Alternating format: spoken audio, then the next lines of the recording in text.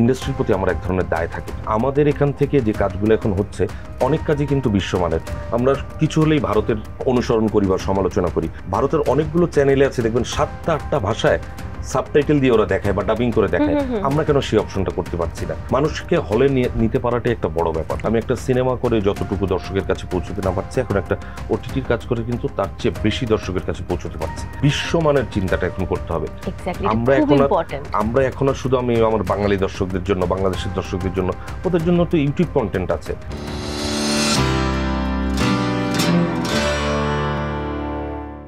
দর্শক সবাইকে ওয়েলকাম করছি Mohammad and sons luxury watches presents TBS স্পটলাইটে।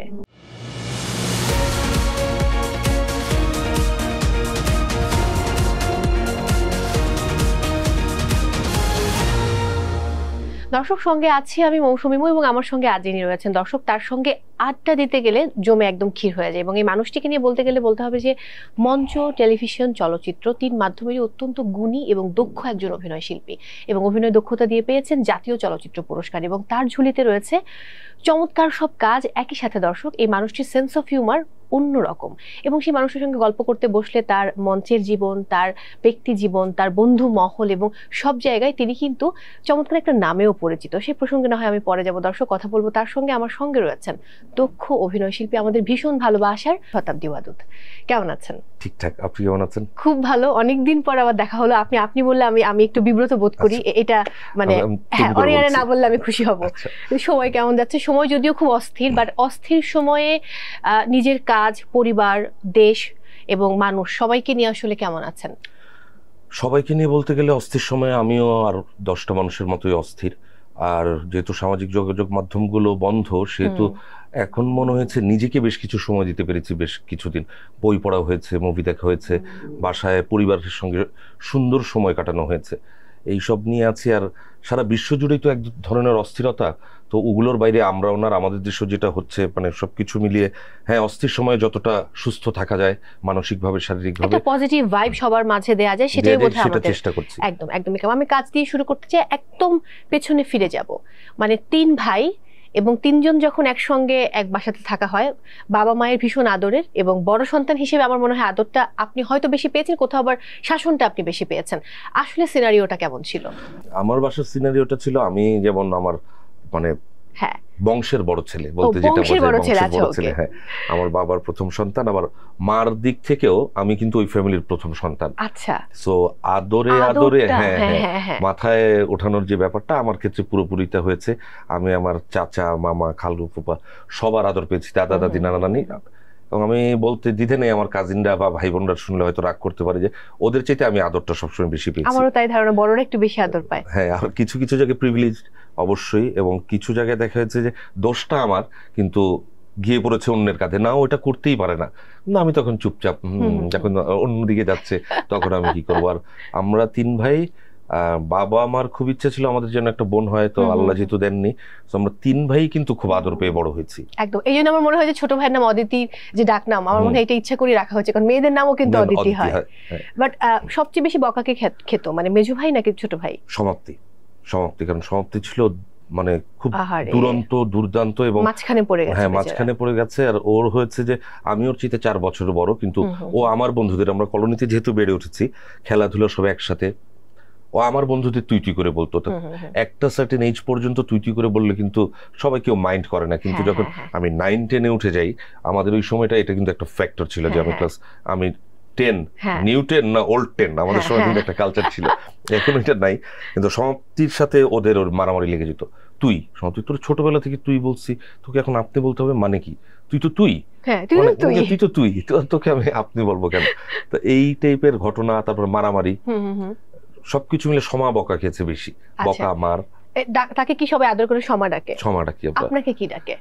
আমাকে তো বাসায় মানে শতাব্দী নামেই ডাকে, কিন্তু বন্ধুরা আদর করে কাছের ফ্রেন্ডসরা সতু বলে। আমার মনে আছে যে এর আগে হচ্ছে সুমি আপা আমাকে একটা ইন্টারভিউতে এটা বলেছিলেন, আমি আপনাকে বলেছিলাম এর আগে একটা ইন্টারভিউতে। একটু যদি অন্য গল্পে যাই, এই যে মঞ্চে অভিনয় করবেন এবং শিল্প, সাহিত্য, সংস্কৃতির মধ্য দিয়ে যে বেড়ে ওঠা, এই কালচারটা বাড়িতে কিভাবে আসলে শুরুটা হয়? যে বাবা মার সাথে চলতে চলতে, মানে তখন কি বই পড়তে বেশি উদ্বুদ্ধ করতেন, নাকি বাবা মার সঙ্গে অনেক ক্লাসিক সিনেমা দেখা হতো? না, আমাদের বাসায় এক ধরনের কালচার ছিল। আমার বাবাও টুকটাক অভিনয় করেছেন তার একদম স্কুল লাইফে। তারপর আমাদের বাসা থেকে কখনো এটা মানা করা হয়নি, বা বাসায় ছোটবেলা থেকেই দেখেছি একটা ভালো মানের লাইব্রেরি আছে যেখানে আপনি সত্যজিৎ রায় থেকে শুরু করে অনেক কিছু আপনি পড়তে পারছেন। শরৎচন্দ্রর ওই সময় যে বইগুলো অ্যাভেলেবেল ছিল, এখনকার মতো তো না, এখন তো চাইলেই হাতের নাগালে সবকিছু। তারপর মুভি দেখার এক ধরনের ট্রেন্ড ছিল, যেমন রেইনবো ফিল্ম সোসাইটি বাংলাদেশে যারা এখন ঢাকা ফিল্ম ফেস্টিভ্যাল অ্যারেঞ্জ করে, বাবা ওটার ফাউন্ডার মেম্বারদের একজন ছিলেন। সো আমরা ছোটবেলা থেকেই ইন্ডিয়ান হাই কমিশনে যেহেতু ফাউন্ডার মেম্বার, ওখানে ফেস্টিভ্যাল হতো, মুভি ফেস্টিভ্যাল হতো, ওখানে নিয়ে যেত।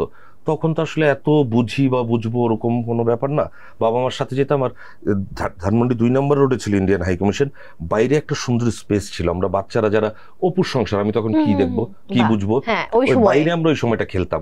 আবার আমাদের বলে দেওয়া হতো আজকে কিন্তু মজার সিনেমা, হীরক রাজার দেশে, গোপীগাইন বাঘাবাইন এরকম দেখানো হবে।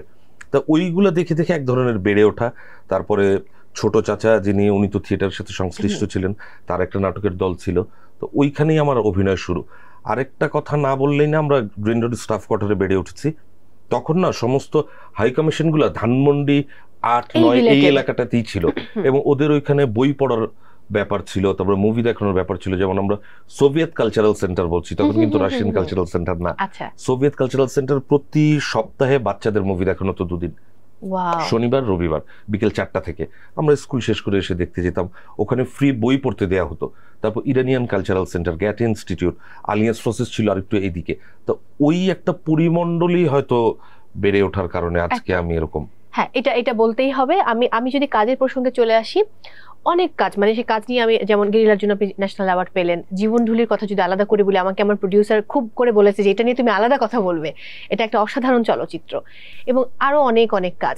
সো নিজের যদি সেরা 5টি কাজের কথা বলতে বলি, যে কাজগুলো আপনার জীবনে একটা মানে অন্যরকম মাত্রা তৈরি করে দিয়েছে, তাহলে কোন কাজগুলোর কথা আসবে? অবশ্যই গেরিলা আসবে। হ্যাঁ, এখনো পর্যন্ত যা করেছি তার মধ্যে গেরিলা আসবে, জীবনঢুলি আসবে, তারপরে ঢাকা অ্যাটাক আমার পছন্দের একটা কাজ। আমার দিক থেকে যদি বলেন, আমি অজ্ঞাতনামাকেও রাখবো, অজ্ঞাতনামাকেও আমি রাখতে চাই। আর আর আর আর আর আর কি, আর হচ্ছে ফিরে এসো বেহুলা বলে একটা সিনেমা করেছিলাম আমরা, তানিম নূর ওটা ডিরেকশন দিয়েছিলেন। ওই সিনেমাটায় মানে ওই সময়ে বা এখনো যদি বলেন, বাংলাদেশের লেজেন্ডারি অ্যাক্টররা যারা ছিলেন তারা ওখানে অভিনয় করেছেন। যেমন আমি যদি শুরুতেই বলি, আমাদের প্রয়াত হুমায়ুন ফরিদি, তারপরে রাইসুল ইসলাম আসাদ, শহীদুজ্জামান সেলিম, তৌকির আহমেদ, মামুনুর রশিদ, জয়ন্ত চট্টোপাধ্যায়, জয়া হাসান, তারপর দিনারও ছিল, আমি ছিলাম। মানে সবাই মিলে একটা সিন ছিল এরকম যে আমরা সবাই এক ফ্রেমে, রাশিয়ান কালচারাল সেন্টারে ওটার শুটিংটা হয়েছে না। হ্যাঁ, ভাবা যায় না, মানে এই মানুষগুলো এক ফ্রেমে, এটা আসলে এই ফ্রেমটার যে কত মূল্য, এটা অমূল্য, এটা বলে বোঝানো যাবে না। সিনেমাটা বাংলাদেশের ওইভাবে চলেনি, হয়তো আমি আমাদের ব্যর্থতা। এটা যেমন আমি যদি, আপনি আমাকে জিজ্ঞেস করেন তৌকির ভাইয়ের নির্মিত, মানে আমার কাছে মনে হয় যে সেরা একদম প্রথমে দুইটা সিনেমার কথা যদি আমি বলি, তাহলে আমি ওখানে অজ্ঞাতনামাকে রাখবো। মানে আমার এত পছন্দের একটা চলচ্চিত্র, আমার খুব পছন্দ। আরেকটা চলচ্চিত্রের কথা বলতে চাই, যদি ওটা আমরা রিলিজ করতে পারিনি, ফুলকুমার বলে একটা মুভি করেছিলাম, ওটা ডিরেকশন দিয়েছিল আশিক মুস্তফা, আর চিত্রনাট্য করেছিল আমাদের নুরুল আলম আতিক। ওইটা দেখা শহীদুল জহিরের একটা গল্প থেকে ওটা করা, আমার দেখা বাংলাদেশের সবচেয়ে এন্টারটেইনিং মুভি। আমি নিজে অভিনয় করেছি বলে না, আমার দেখা সবচেয়ে এন্টারটেইনিং মুভি ওইটা। গান টান কিছু ছিল না, কিন্তু নাচ গান কিছু নেই, একটা মহল্লার গল্প। আসার অপেক্ষায় আছে যে দুটো চলচ্চিত্র, একটা তো ফুটবল 71, আর একটা হচ্ছে মুক্তির ছোট গল্প। দুটো কিন্তু মুক্তিযুদ্ধকে কেন্দ্র করে, কারণ ফুটবল 71ও সেই স্বাধীন বাংলা ফুটবল দলকে কেন্দ্র করে। হ্যাঁ, এই প্রসঙ্গে যদি একটু যাই আমি, কবে আসতে পারে, যেহেতু দেশের পরিস্থিতি এখন খুবই অস্থির, সেটা একটা প্রসঙ্গ, তারপরেও কি বলতে চাইবেন আসলে? না, আমার সাথে লাস্ট অফ মানে টিমের যখন কথা হয়েছে, তখন আমরা টার্গেট করেছিলাম যে ডিসেম্বর নাগাদ, আমরা যদি 16 ডিসেম্বর আছে, মানে বিজয় দিবসে যদি আমরা রিলিজ করতে পারি, কিন্তু এখন মনে হচ্ছে সেটা সম্ভব হয়ে উঠবে না। সো আগামী মার্চে হয়তো যাবে, এটা আমরা একটা বিশেষ মাসেই আমরা মুভিটা রিলিজ করতে চাই। আগরতলা ষড়যন্ত্র মামলা নিয়ে একটি মানে সিনেমা নির্মিত হয়েছে, সেটার প্রসঙ্গে যদি একটু আপনার সাথে কথা বলি। আগরতলার ষড়যন্ত্র মামলা, আসলে যেটা বলবো, আমাদের মুক্তিযুদ্ধের মুভমেন্টটা যদি আমি বলি, শুরু হয়েছিল কিন্তু 52 থেকে, তারপর 66, 69 পরে, মানে 66 থেকে এক ধরনের মুভমেন্ট শুরু হয়েছিল, গণ অভ্যুত্থান, যে কি হতে পারে। তা আগরতলা ষড়যন্ত্র মামলা একটা মুভমেন্ট কিন্তু সত্যি এদিক থেকে তৈরি হয়েছিল, যে আমরা এরকম একটা ব্যাপার ঘটবো, কিন্তু কিছু মিথ্যা কিছু সত্য দিয়ে ইতিহাস যারা নির্মাণ করেন, ইতিহাস যারা লেখে, তারা ভুলভাবে গাইড করেছিল।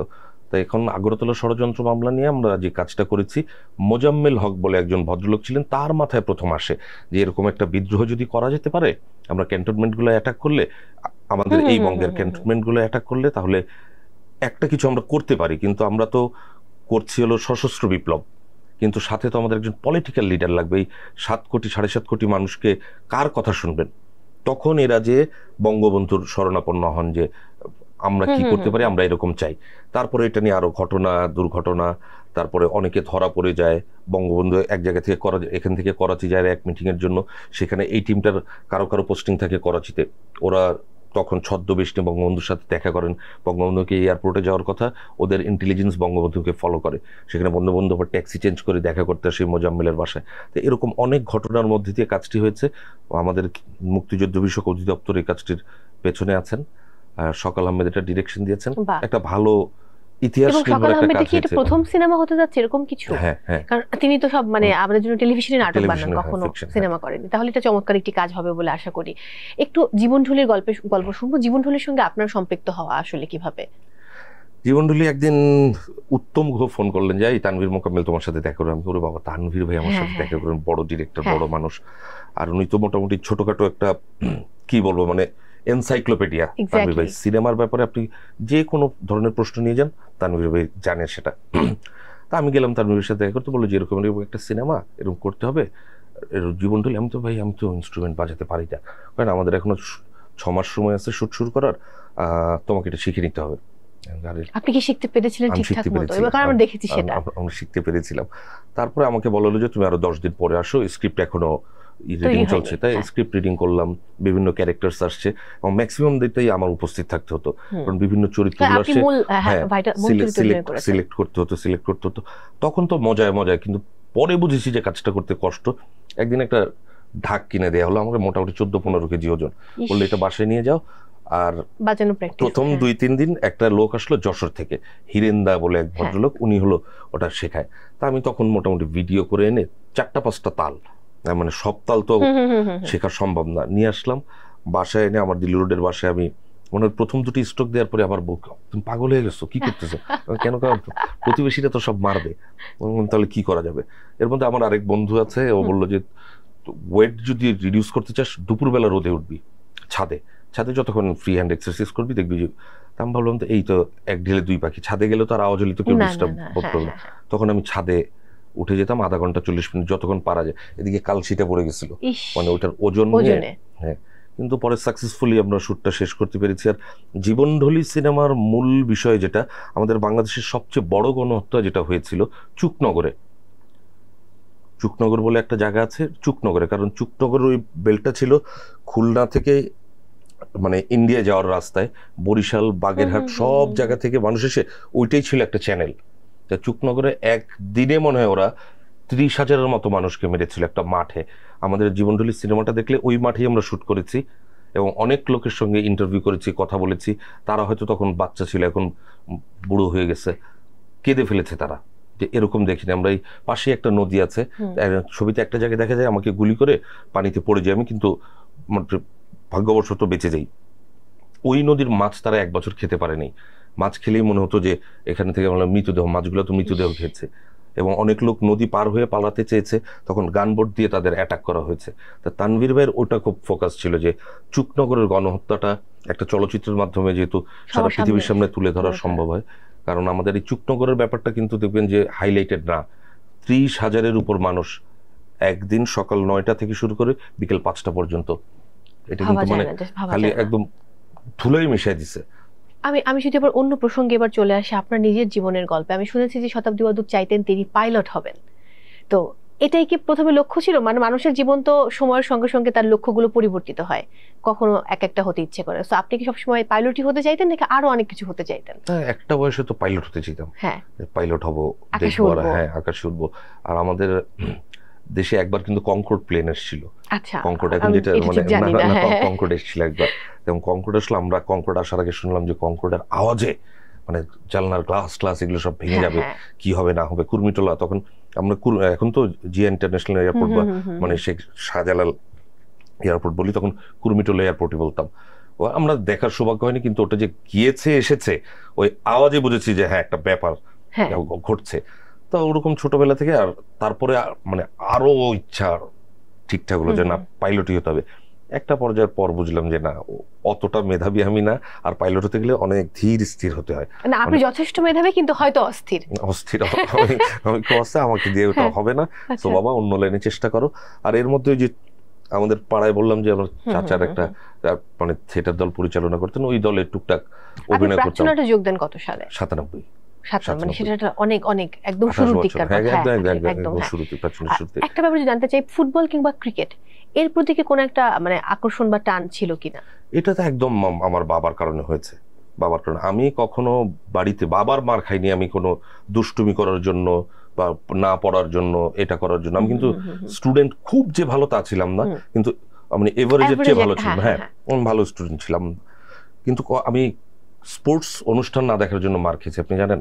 ওয়াও, এরকম সব ঘরে ঘরে থাকাটা খুব জরুরি। মানে আমি দেখবি না কেন, এখন এটা দেখতে হবে। তখন জিলেট ওয়ার্ল্ড স্পোর্টস স্পেশাল বলে একটা অনুষ্ঠান দেখাতো, বলতে গেলে আটকে যাচ্ছে, মানে একসাথে বলা কিন্তু খুব ডিফিকাল্ট। ওখানে রোড টু ওয়েম্বলি বলে একটা সেগমেন্ট থাকতো, যেখানে Manchester United, Liverpool, Everton, Southampton এই ক্লাবগুলোর নাম কিন্তু আমি ওইখান থেকে জেনেছি। আর ক্রিকেটের প্রতি ফ্যাসিনেশন হচ্ছে, আব্বার এক বন্ধু থাকতেন সারজায়, উনি 2 মাস 3 মাস 6 মাসে পরপর একবার আসতেন। তখন সারজা কাপ হতো কিন্তু ইন্ডিয়া পাকিস্তান, উনি ভিডিও ক্যাসেট নিয়ে আসতেন। আজিমপুরে তার যে বাসা ছিল, ওই বাসায় যে আমরা 3 ঘন্টা করে খেলা দেখতাম, মানে সারাদিনের খেলা, আনন্দটা অন্যরকম। সবকিছু সহজলভ্য হয়ে যাবার পর আমার মনে হয় সেই আনন্দটা নেই। এখন এই যে এত খেলা, কে কত রান করছে, কে কত রেকর্ড করছে, কেউ কিন্তু বদার করে না। আগে একটা ব্যাপার ছিল। আর বাবাকে দেখেছি যে আমাদের দেশের ক্রিকেট তো তখন অতটা এগোয়নি, মানে ইনফ্যাক্ট 92 আর 96-তে যদি পাকিস্তান শ্রীলঙ্কা চ্যাম্পিয়ন না হতো, ক্রিকেট এত এগোতো না আমাদের এদিকে। সো ওইখানে দেখেছি বাবাকে ইন্ডিয়া পাকিস্তান টেস্ট খেলা শুনতো, মানে রেডিওতে টেস্ট খেলা, হ্যাঁ রেডিওতে টেস্ট খেলা শুনতো। ওইখান থেকে মানে মহিন্দর অমরনাথ, সুনীল গাভাস্কার, বিশন সিং বেদি এই নামগুলো জেনেছি, হানিফ মোহাম্মদ এই নামগুলো, আসিফ মাহমুদ, আব্দুল কাদের এই নামগুলো জেনেছি আর কি ওই রেডিওর। রেডিওর প্রসঙ্গ যেহেতু এলো, আমার অন্য একটা প্রসঙ্গ মাথায় এলো। রেডিওতে আপনি অনেক কাজ করেছেন, এবং একই সাথে যদি আমি বলি যে রেডিওর বাইরে গিয়ে আমার মনে আছে কোন একটা ইন্টারভিউ দেখেছিলাম যে আপনি বই পাঠ করছেন, এবং সেটা আসলে একটু ডিফারেন্ট ওয়েতে ইবুক আকারে যাচ্ছে, যেটা পাঠক তারা না পড়ে হয়তো তারা শ্রোতা হিসেবে শুনবে। একটু যদি এই প্রসঙ্গে যাই আলাদা করে। এই প্রসঙ্গে গেলে এরকম ইবুক আমি 2-3টে জায়গায় পড়েছি, 2-3টা প্ল্যাটফর্মে। তখন হয় কি যে দায়িত্বটা অনেক বেশি চলে আসে, এবং খুব টেনশনের কিন্তু এটা। হ্যাঁ মানে একটা বই পড়তে অনেক সময় লাগে, কিন্তু আমি একটা নর্মাল ওবিসি টিভিসির জন্য একটা চিঠি পড়ে দিলাম, খুব অল্প সময়ের মধ্যে হয়ে গেল। কিন্তু যখন ইবুক পড়তে হয় তখন দর্শককে কানেক্ট করতে হবে, মিউজিক যাবে এটার পেছনে, ওই অপশনটা দিয়ে যেতে হবে, এবং ভুল করা যাবে না। কয়দিন সময় লাগে টোটাল?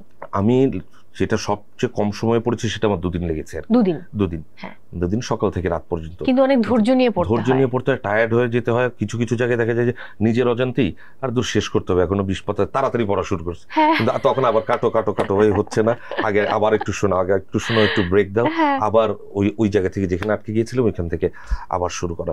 এটার একটা মজা আছে। বা এখন ভিজুয়ালিও বা অনেক ধরনের চিঠি পড়ানো হয়, যেমন বঙ্গবন্ধুর চিঠি পড়েছি, অনেকের অনেক ধরনের জিনিস। ওই ভয়েস মিডিয়াটাও না খুব মানে ইন্টারেস্টিং। আপনি রেডিওতে এনলিস্টেড হন কত সালে?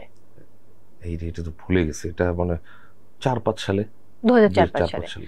আর বাংলাদেশ টেলিভিশনে যে লাস্টবার যেটা হয়েছে এবার হয়েছে, আগে থেকে হওয়া হয়নি কিন্তু অভিনয় করা হয়েছে। বাংলাদেশ টেলিভিশনে অনেকের ক্ষেত্রে ঘটেছে। বাংলাদেশ এইবার তো দেখলাম যে ম্যাক্সিমাম আমি যাওয়ার পর আমি অবাক, এত লোক তোমরা এনলিস্টেড না কেন? আমি ভাবছি আমি এনলিস্টেড না।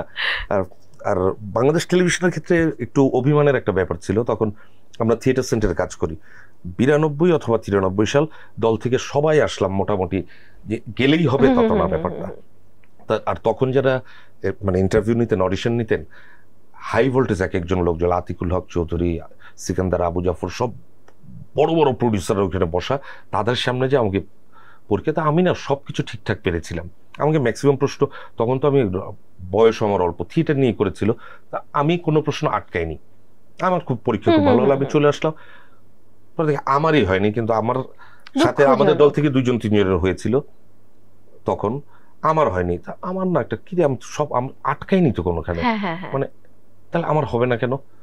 পরে তখন বুঝেছিলাম যে এক ধরনের হয় না যে হ্যাঁ স্বজনপ্রীতি, বা আমি ঈদের দোষ দিচ্ছি না, আমি জুরি বোর্ডের দোষ দিচ্ছি না, অনেক ধরনের পলিটিক্যাল ব্যাপার স্যাপারও থাকে, সেগুলো আমাদের সবসময় বলার মতো সুযোগও থাকে না, তা না আমার এক ধরনের অভিমান ছিল, দূর আমি হবই না। পরে মনে হলো যে কেন অভিমান করে, তো আমার নিজের লস, আমি কেন হব না, রাষ্ট্র যদি আমাকে একটা সুযোগ দেয় আমি কেন সুযোগটা নিব না, বা আমি যদি যোগ্য হয়ে থাকি তাহলে আমি যোগ্যতা দেই। আবার এতদিন পরে আবার আমি দিয়েছি। আমি যখন প্রাচ্যনাটে নিজে কোর্স করা শুরু করি, মানে স্কুলিং শুরু করি, আমি প্রথমে ভাবতাম যে আপনি বোধহয় খুব রাগী এবং মানে খুব একটু বদমেজাজি টাইপের হবেন। পরে আমি দেখলাম যে না, আপনি তো মানে পুরো এটা রিভার্স, একদমই উল্টো, একদমই আলাদা। আমি প্রাচ্যনাটের গল্পে যাব। আপনার করা প্রথম নাটক মঞ্চে আমার করা প্রথম নাটক হচ্ছে গিয়ে, এর আগে পথনাটক তো করেছি, ওটা তো আমাদের সবারই পথনাটকটাই আগে করা হয়, পরে আমরা মঞ্চে আমাদের আমার প্রথম নাটক টোকাই। আচ্ছা, টোকাই তখন একদম ছোট। এবং উল্লেখযোগ্য কয়েকটি কাজের কথা যদি মঞ্চের কথা বলি প্রাচ্যনাটের সঙ্গে, তাহলে কোন কোন নামগুলো চলে আসবে? প্রাচ্যনাটের সাথে সার্কাস, হ্যাঁ, ম্যান ফর অল সিজনস, কন্যা, রাজা, বন মানুষ আমি অভিনয় করি, হ্যাঁ, অচলায়তন। তারপরে আগে থিয়েটার সেন্টারের সাথে যদি বলি ইদারা, কাহার, তারপরে এখন আগন্তুক রিপোর্টারের সাথে দুটো নাটক করছে, একগুচ্ছ গল্প আর হচ্ছে ধলেশ্বরী অপেরা। আপনি প্রথম ডিরেকশন দিয়েছেন কোন নাটক মঞ্চে? দেননি? দেবার তো ইচ্ছে নিশ্চয়ই আছে। আমি ভয় পাই ভাই, আবার ডিরেকশন আমার কাজ না। আমি অনেক অস্থির চিত্ত মানুষ, আর আমার কাছে মনে হয় যে আমি সবসময় যেদিকে মানুষ বেশি ওই দিকে থাকতে আমি পছন্দ করি। কারণ ডিরেকশন দিতে গেলে ডিরেক্টর একদিকে, বাকি সবাই আরেক দিকে, এই কাজটা আমি পারবো না। একটা ব্যাপার, মানে অভিনয় শিল্পী এবং নৃত্যশিল্পী দুজনের সংসার। স্নাতা আপুর সাথে আপনার প্রথম সাক্ষাৎ কবে, এবং তারপরে প্রেম, প্রণয়, বিয়ে, যদি একটু জানতে চাই। স্নাতার সাথে প্রথম দেখা হয়েছে আমার 3.5 তলা বলে একটা নাটক করেছিলাম, ওইখানে ওইটার সেটে ও অভিনয় করেছিল, ওইখানে। তারপরে তো ওইখান থেকে আড্ডা, গল্প, তারপরে গৃহগল্প নামে আরেকটা নাটক করি, সেই নাটকেও স্নাতা অভিনয় করেছিল। ওখানে দেখা, তারপর এক ধরনের ভালো লাগা, তারপর যেটা হয় আর কি, বোঝা যাচ্ছে যে একটু এলোমেলো হয়ে গেছে, আর আমার মধ্যে আমিও একটু এলোমেলো। কিন্তু আমাদের দুজনের একটাই বিষয় ছিল যে দেখো বাবা, সবই হতে পারে, কিন্তু আমরা বিয়ে করতে পারি। তুমি ফ্যামিলির ছোট মেয়ে, খুবই আদরের, আর আমি ফ্যামিলির বড় ছেলে, খুবই আদরের। হ্যাঁ, আমরা দুইজনই একটা ব্যাপারে ডিটারমেন্ট ছিলাম যে বাবা মায়ের পারমিশন ছাড়া আমরা কিছু করছি না। সো আর এমন কিছু ইম্যাচিউর ডিসিশন নেওয়া উচিত হবে না, যেটা তোমারও কাজে প্রভাব ফেলবে, আমারও কাজে প্রভাব ফেলবে। ও ছোটবেলা থেকে নাচ করে, আমিও মানে ছোটবেলা থেকে অভিনয় করি, মানে মঞ্চে। আমার এখানে একটা প্রশ্ন আছে, আপনাদের যে একমাত্র সন্তান, সে কিন্তু দেখতে একদম স্নাতা আপুর মতো, কিন্তু মানে তার দুষ্টুমি বা স্বভাব বা আচরণ, সেগুলো কি বাবার মতো নাকি মায়ের মতো? দুইজনের মতোই। আচ্ছা, দুইজনের মতো। কি কি দিক পেয়েছে আপনার? রাগটা একদম পুরোপুরি আমার, যা রাগ পুরোটা আমার রাগ, আর খুব উইটি। ওইটা আবার এখন দেখি যে বড় হচ্ছে, তো এত ছোট ছোট সূক্ষ্ম সূক্ষ্ম বিষয় নিয়ে সে ফান করে। আচ্ছা, আমারই তো ছেলে এরকম ই হবে। আর কিছু ব্যাপার আছে যে গভীরভাবে চিন্তা করে, যেমন আমি অস্থির চিত্ত, তো আচ্ছা এটা কি হবে, মৌই তো, অসুবিধা নেই, একটা কথা বললাম আর কি, পরে এটার কি হতে পারে ওইটা কিন্তু আমি চিন্তা করি না। স্নাতা কিন্তু আচ্ছা 3 বার চিন্তা করে তারপর কথাটা বলবে, বা অন্যভাবে উপস্থাপনই করবে অন্যভাবে, এটা আবার ওর মধ্যে আছে, মানে বুদ্ধিমত্তার ব্যাপারটা। আর খুব পড়ুয়া, এটা একদম মার মতো হয়েছে, পড়ুয়া। যেটা আমি বললাম যে আপনি বলছিলেন একটু আগে আপনার রাগ বেশি, সো ঝগড়া কে বেশি করে, স্নাতা আপু নাকি আপনি? ও তো সুযোগই পায় না, কত সুযোগই হয় না। আর আমার হয় কি যে আমাদের ঝগড়া খুব কম হয়, মানে যখন যেটা নিয়ে হয় ও চুপ থাকে, না হয় আমি চুপ থাকি। একজন বেশিক্ষণ কতক্ষণ কাউন্টার দিলি তো চিৎকার চেঁচামেচিটা হয়। হ্যাঁ, সো একজন। ওটিটির গল্পে যাব, মানে কারাগার, কাইজার, সিন্ডিকেট সহ আরো কাজ করা হয়েছে। ওটিটি নিয়ে আপনার মন্তব্য কি, এবং আপকামিং কোন ওটিটির কাজ আছে কিনা? দুটো কাজের কথা হয়ে আছে, কিন্তু সেটা আমরা মনে হয় না নভেম্বর আগে শুরু করতে পারবো, কারণ দেশের সাম্প্রতিক যে অবস্থার, ওরা বলছিল যে অক্টোবরের শেষে, মানে অক্টোবরে শুরু করতে চায়, কিন্তু এখন 1 মাস যেহেতু পিছিয়ে গেল। ওটিটি নিয়ে আমার ভাবনা হচ্ছে, ওটিটি তো আমার নিজের মানে পরীক্ষা দেওয়ার আরেকটা জায়গা। মানে আমি অভিনেতা হিসেবে বলি, নির্দেশক হিসেবে বলি, কস্টিউম ডিজাইনার, মিউজিক, মানে আরেকটা জায়গা ওপেন হয়ে যাওয়া পুরো বিশ্বের সামনে। আমি একটা সিনেমা করে যতটুকু দর্শকের কাছে পৌঁছতে না পারছি, এখন একটা ওটিটির কাজ করে কিন্তু তার চেয়ে বেশি দর্শকের কাছে পৌঁছতে পারছি। আমার খালি একটাই জায়গা যে আমরা এখন কিছু হলেই বলি যে ভাই ওয়েব সিরিজ, ওয়েব ফিল্ম। না, ব্যাপারটা এরকম না হয় আমি যদি চিন্তা করি যে আমি ভাইকিংস দেখছি, একটা বাইরের সিরিজ বা এই সিরিজটা দেখছি, বাইরের সিরিজ দেখে আমি কিন্তু অনুধাবন করছি সাবটাইটেল দিয়ে। আমারও সেটা অনুরোধ যে মানে নির্দেশক বা প্রযোজক যারা আছেন বা আমাদের অভিনেতারও বিশ্বায়নের যে ব্যাপারটা আছে, বিশ্বমানের চিন্তাটা এখন করতে হবে। আমরা এখন আর শুধু আমি আমার বাঙালি দর্শকদের জন্য, বাংলাদেশের দর্শকদের জন্য, ওদের জন্য তো ইউটিউব কন্টেন্ট আছে, অনেক তৃতীয় শ্রেণীর কাজ হচ্ছে ইউটিউবে, না ওইগুলোর চিন্তা বাদ করতে হবে। আমার যেহেতু বাজেট বেশি, এক্সপেরিমেন্টের সুযোগ বেশি, আমাদের ডিরেক্টর খুব ভালো করছেন, তাদের শুধু সাপোর্টটা দিতে হবে। একটা ব্যাপার যদি বলি ভাই দাদা, আমরা একটা সময় শুধু বাংলাদেশ টেলিভিশন দেখতাম, সেই সময় এখানে যত কাজ হতো সেই কাজের দিকে আমাদের মনোনিবেশ মানে করতে হতো, এবং করতে হতো বললে ভুল হবে, অপশন ছিল না। একই সাথে কাজগুলো এত ভালো মানের, আপনি যদি সেই তখনকার আজ রবিবার, নক্ষত্রের রাত, বা হ্যাঁ, বা আমরা অন্য কাজগুলোর কথা আমরা বলি, অনেক অনেক নাটক, তখনকার সময় আমরা ফিরে যাই। আজকে একটা ক্লিপস দেখছিলাম, ক্লিপসটা দেখে আমি ভাবলাম যে ওয়াও কি চমৎকার, মানে সবাই সেখানে একসাথে, চমৎকার একটা পারিবারিক আবহ, সেই জিনিসগুলো আমরা এখন মিস করি। বাট এত টেলিভিশন চ্যানেল হয়ে গেছে যে মান কিন্তু আর থাকছে না। সেই জায়গায় ওটিটি প্ল্যাটফর্মেরও কিন্তু আমার মনে হচ্ছে যে ওই দিকেই যাচ্ছে অনেকগুলো প্ল্যাটফর্ম এখন বাংলাদেশে। মানে শুরুতে যেটা ছিল হইচই, চরকি এলো, তারপরে দীপ্ত প্লে, আইস্ক্রিন, বঙ্গ, এখন কিন্তু অনেকগুলো মানে ওটিটি প্ল্যাটফর্ম চলে এসছে। বাট এটা প্রসঙ্গে কি কোনো মন্তব্য করবেন অ্যাজ অ্যান অ্যাক্টর? হ্যাঁ, মন্তব্য তো না করার কিছু নেই। আমার কাছে মনে হয় আমি যখন একটা জায়গায় টাকা লগ্নি করব, সেখান থেকে আমি টাকা ফিডব্যাক চাইবো। কিন্তু যখন আমি এই দেশে কাজটা করছি, দেশের প্রতি, সমাজের প্রতি বা ইন্ডাস্ট্রির প্রতি আমার এক ধরনের দায় থাকে, তো ওই জায়গা থেকে আমি বললাম যে একটু যদি আমরা ঠান্ডা মাথায় চিন্তা করি যে হ্যাঁ, আমার এখান থেকে টাকাটাতে হয়তো 20 টাকা আমি প্রফিট পাবো না, 5 টাকা প্রফিট পাবো, কিন্তু আমি যদি 5 বছরে এখানে কাজটা করতে পারি, তাহলে কিন্তু দেখা যাবে আমার 200 টাকার উপর প্রফিট করতে পারছি আমি একটা সময়। আর এটা তো ইথারে থেকে যাচ্ছে, আমি ক্লিক করলে। সো আমার কাজটা যখন বিশ্বমানের হবে, আমার নরওয়েজিয়ান একজন বন্ধু যখন দেখবে, আমার ফ্রেঞ্চ একজন বন্ধু যখন ওইখানে বসে দেখবে আমার কাজটা, ওয়াও, মানে ওরা তো এখন আধুনিক বিশ্ব বললে তো ওদেরটা বোঝা যায়। তা আমাদের এখান থেকে যে কাজগুলো এখন হচ্ছে, অনেক কাজই কিন্তু বিশ্বমানের। সো আরো কাজ কেন বিশ্বমানের হবে না? সাবটাইটেল সহ কেন করবে না? যেমন আমরা কিছু হলেই ভারতের করি, অনুসরণ করি বা সমালোচনা করি। ভারতের অনেকগুলো চ্যানেলে আছে দেখবেন 7টা 8টা ভাষায় সাবটাইটেল দিয়ে ওরা দেখায় বা ডাবিং করে দেখায়, আমরা কেন সেই অপশনটা করতে পারছি না?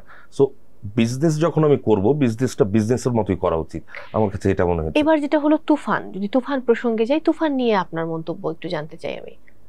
তুফান নিয়ে মন্তব্য, তুফান তো মানুষ হলে গিয়েছে, দেখেছে, খুব এন্টারটেইনিং, ঈদের সিনেমা হিসাবে ঠিকঠাক। আর আমি ওইভাবে মন্তব্য করতে পারবো না, কারণ আমি ছবিটা এখনো দেখা হয়নি, আমি এখনো দেখিনি। সো ছবির মূল মুদ্রা বিষয় নিয়ে আমি কথা বলতে পারবো না। কিন্তু আমার কাছে যেটা মনে হয়েছে যে হ্যাঁ, মানুষের জন্য সিনেমা, মানুষ সিনেমা হলে গিয়েছে, এন্টারটেইনড হয়েছে, গান হিট হয়েছে, হ্যাঁ আনন্দ নিয়েছে, ব্যাস। আর কি, আমি ওখান থেকে তো আমি পথের পাঁচালী বানাই নাই নিশ্চয়ই। ঈদের সিনেমা, ঈদ ইভেন্ট, একটা ইভেন্ট আসে না, যেমন একটা শার্ট আসে, পাঞ্জাবি আসে, শাহরুখ খান শার্ট, এরকম একটা ইভেন্ট এসেছে, ঈদের ইভেন্ট। এর আগেও দেখেছি ওইরকম বিভিন্ন অকেশনে, ইভেন্টে, ও তো সাকসেসফুল, অসুবিধা কি? আর মানুষকে হলে নিতে পারাটাই একটা বড় ব্যাপার। অবশ্যই এটা অনেক বড় চ্যালেঞ্জ, এবং সেটা তারা মোকাবেলা করেছে। একটু যদি যাই, এখন পর্যন্ত যতগুলো চরিত্র অভিনয় করেছেন, কখন এমন হয়েছে যে একটা চরিত্রে আপনি অভিনয় করলেন, কিন্তু শুরু করার পর মনে হলো যে ইস, বোধহয় কাজটা করা আমার ঠিক হয়নি, বা এই চরিত্রটা আমার না, এমন কখনো? মানে অনেকবার হয়েছে, তখন কি আপনি ওটা থেকে নিজেকে সরিয়ে নিয়েছেন, নাকি কাজটা শুরু হয়ে গেলে না তখন সরিয়ে নেওয়া সম্ভব না, বিশেষ করে ভিজুয়াল মিডিয়ায়, কারণ আমি তো অর্থের বিনিময়ে কাজ করছি। তখন দেখলে পার্টি বিপদে পড়বে বা আমি অর্থনৈতিকভাবে ক্ষতিগ্রস্ত, তখন কোনো রকম ভাবে কাজটা শেষ করো। এরকম অনেকবারই হয়েছে যে সুন্দর গল্প, সুন্দরী সেটে যেয়ে দেখলাম যে টিমটা খুব ইম্যাচিউর টিম, ওরা পারছে না ঘটনাটা মানে ঘটাতে, বা অনেক জায়গায় মনে হচ্ছে আমি ক্যারেক্টারটা আমি মানে ভেঙে চুরে ফেলতে পারবো, কিন্তু যে দেখলাম আমি ফেল করছি, হচ্ছে না, আশেপাশের সবাই ঠিকঠাক, কিন্তু আমার কাছে মনে হচ্ছে আমার হচ্ছে না, তখন দেখলো কোয়ার্টিস্টটা আমাকে বুস্ট আপ করার চেষ্টা করে, ভাই ভালো হচ্ছে। তো এরকম হয়, আমার কাছে মনে হয় এটা কম বেশি সব অভিনেতারই। আমি বোধহয় কোনো একটা ইন্টারভিউতে শুনেছিলাম, আপনি বলেছিলেন যে আপনি নিজেই আপনার প্রতিদ্বন্দ্বী, নিজের সঙ্গে আপনি প্রতিযোগিতা করেন, এই জায়গাটা একটু ব্যাখ্যা করুন। আমি তো নিয়মিত কাজ করি, হোক সেটা সিনেমা, টেলিভিশন বা মঞ্চ, বেতার, যেখানেই হোক। কিছু জায়গায় আমরা না একদম ফরমেটিভ কাজ করি, আমি যে বুঝি যে জায়গায় গেলাম, আচ্ছা এখানে এটা একটা সিরিয়াল 100 পর্ব হবে, এইখানে আমার একদম ভেঙে চুরে অভিনয় করার দরকার নেই, একটা ফরম্যাটের মধ্যে কাজ করো, কারণ ওটা একটা ফরম্যাট। সিনেমাতেও কিছু আছে যে কমার্শিয়াল, একদম ফর্মুলা সিনেমা, ওইখানে ওইভাবে করো। আবার কিছু চরিত্র আছে যে হ্যাঁ এইখানে আমাকে সময় নিতে হবে, যে ভাই আমাকে সময় দেন, আপনারা কবে শুট করবেন, ভাই 17 তারিখ, 25-এর পরে যান, কারণ আমার অন্য কাজগুলো গুছিয়ে আমি এটার জন্য সময় দিচ্ছি, যেটা আমাদের এখন ওয়েব সিরিজ বা ওয়েব ফিল্মে দেওয়া সম্ভব। ওরা কিন্তু সময় নিয়ে কাজটা করছে। ওইখানে আমার মনে হয় যে হ্যাঁ চরিত্র পেলাম, আমি এটার কাছাকাছি একটা চরিত্র করেছি, ওটাকে আমি আলাদা করব কিভাবে। তো কম্পিটিশনটা তো আমার সাথেই, আমার ওই জায়গায় আমার ভয়েসটা একরকম খেলা করেছে, স্ক্যানিং করেছি, মডুলেশন করেছি একরকম, এখানে আমি করবো আরেক রকম। ওইখানে এই ছিল আমার 25, এখানে আমি 60। সো আমার তো এই জায়গাগুলো, ওটার জন্যই বলেছি যে আমি নিজেই নিজের প্রতিদ্বন্দ্বী। আর স্ক্রিনে তো এই 4 হাত পা আলা, 2 চোখ, 1 নাক, 2 কান আলা শতাব্দীকেই দেখা যাবে, হয়তো সেটা মেকআপ দিয়ে কিছুটা এলোমেলো করতে হবে, কিন্তু এই তো বাহ্যিক রূপ। আমি একদম শেষের দিকে আছি, আপনার পছন্দের 3 জন অভিনয়, নারী এবং পুরুষ অভিনয় শিল্পীর কথা যদি জানতে চাই, বাংলাদেশ কিংবা দেশের বাইরে হতে পারে। ক্রিশ্চিয়ান বেল, টম হ্যাঙ্কস, আর হুমায়ুন ফরিদি। ওকে। আর মহিলাদের মধ্যে বলবো Julia Roberts, Angelina Jolie, Suchitra Sen. বাহ। বর্তমান সময়ের কথা বললে জয়া অপি তারিন, মেইজাবিনের অভিনয় আমার খুব ভালো লাগে, চঞ্চল, মোশাররফ, অপূর্ব। ওকে। পাভেল ভাইয়ের ডিরেকশন নিয়ে আপনার মন্তব্য? পাভেল ভাইয়ের ডিরেকশন নিয়ে মন্তব্য করার জন্য আমি যদিও খুব ছোট মানুষ, আমরা শেষ করে চলে যাব তার কুইজ গার্ডেনের বাসায়। না, আমি যদিও তার অনেকগুলো কাজ করা হয়েছে পাভেল ভাইয়ের ডিরেকশনে। পাভেল ভাই ওই মানের ডিরেক্টর যিনি বোঝে যে কাকে কতটা লোড দেয়া যাবে, কে কতটা লোড নিতে পারবে, এবং তাকে ওইভাবেই উনি হ্যান্ডেল করে। যে জিনিসটা আমাকে উনি ধমক দিয়ে বলছে, সেই জিনিসটা আমার পাশে যিনি আছে, তাই চরিত্র অনুযায়ী সে আমার চাইতে বড়, তাকে কিন্তু ধমকটা দিবে না, কারণ ধমকটা দিলে সে নিতে পারবে না। সো উনি আর্টিস্ট বুঝে, চরিত্র বুঝে, এবং ঘটনার সাথে তো পুরো ব্যাপারটা তো সে মিক্সিং করে। উনি ওনার যে কমিউনিকেশন পার্সন টু পার্সন দুর্দান্ত। পাভেল ভাই মঞ্চে যদি বলেন ডিরেক্টরদের মধ্যে পাভেল ভাই জিনিয়াস, মানে অ্যাজ অ্যান অ্যাক্টর তো আমি তার কথা আর বলবো না, কিন্তু ডিরেকশন পাভেল ভাইয়ের, যে কোত্থেকে কি কমিউনিকেট করাবেন উনি, কোন শব্দটা কোথায় গিয়ে নাটকে 3 নম্বর দৃশ্যে একটা শব্দের উপর উনি জোর দিতে বলেছেন, কি পরে গিয়ে দেখা গেলো যে 19 নম্বর দৃশ্যে হ্যাঁ ওই শব্দটাই এই চরিত্রটাকে পুরো টার্ন ওভার করে দিছে, যেটা আমি বুঝলাম 5টা শো এর পরে, 5টা শো করে ফেলার পরে। পাভেল ভাই হচ্ছেন ওই মানের ডিরেক্টর, অনেক দূরদর্শী, বোঝে যে আচ্ছা একে নাও। পাভেল ভাই নতুন আসছে, পারবে, নে একটু টেস্ট করা, 2জন 3জন 5জন দিয়ে ও রিহার্সাল করতাম, কিন্তু ও তো ছোট, তো বুঝতেছে না, যারটা বুঝতেছে ওকে নিয়েই কাজ করবো। পাভেল ভাই 2 দিন দূর থেকে চা খেতে দেখলো, আচ্ছা তুমি ওকে নিয়ে কাজ করো, ডাইনা তুমি ওকে নিয়ে কাজ করো, সিনিয়রদের কারো যাওয়ার দরকার নেই, ওর সাথে ওর কমিউনিকেশন ভালো। এইবার পরে পাভেল ভাই ফ্লোরে ঢুকলেন। বাহ, এটা আসলে অন্যরকম। এবং তার আমার মনে আছে, তার ক্লাসে একটা জিনিস খুব মাথায় আছে, যে একটা মানুষ কিভাবে হাঁটা দেখলে আপনি বুঝে যাবেন যে সেই মানুষটা আসলে কেমন, বোঝা যায়। যাই হোক, আমি শেষ করতে চাই, তার আগে অসংখ্য ধন্যবাদ এবং কৃতজ্ঞতা আমাদেরকে আজকে সময় দেওয়ার জন্য। দর্শকদের উদ্দেশ্যে কিছু বলুন। দর্শক আমার জন্য দোয়া করবেন, আমাদের জন্য দোয়া করবেন, দেশটা যেন সুন্দর হয়, সুস্থ হয়, আমরা সবাই হাসি আনন্দে বাঁচতে চাই একসঙ্গে। আবার অনেক ধন্যবাদ। শেষ করছি আমি। দর্শক বিদায় নিচ্ছি আজকের মতো। Mohammad and Sans luxury watches presents TBS spotlight থেকে দেখা হচ্ছে আবারও, অবশ্যই আপনাদের পছন্দের এবং ভালোবাসার কোনো তারকাকে সঙ্গে নিয়ে এই আয়োজনে।